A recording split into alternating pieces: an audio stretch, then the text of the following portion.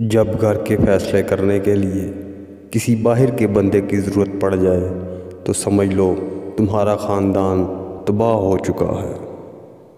قلم کو اٹھانے سے پہلے اتنی تحقیق کر لو کہ تمہارے لکھنے پر کوئی دوسرا قلم نہ اٹھا سکے۔ جس کی زبان زیادہ چلتی ہے تو جان لو کہ وہ کم عقل ہے۔ کچھ مشکلات پریشانیاں تمہارا امتحان لینے نہیں بلکہ تمہارے ساتھ جڑے رشتوں کی پہچان کروانے آتی ہیں۔ حقیقی درد وہ ہے جو دوسروں کو درد میں دیکھ کر محسوس ہو۔ ایسے شخص کو اپنی زندگی سے نکال دو جو تمہارے ذہنی سکون کے لیے خطرہ ہے۔ کم بولنے والے انسان اپنے پسندیدہ شخص کے سامنے ہمیشہ بہت زیادہ بولتا ہے۔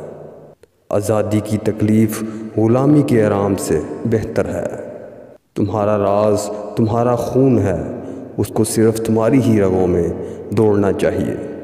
اگر تم چاہتے ہو کہ تمہاری دعا عرش تک پہنچے اور قبول بھی ہو جائے تو سب سے پہلے اپنے والدین کے لیے دعا مانگو۔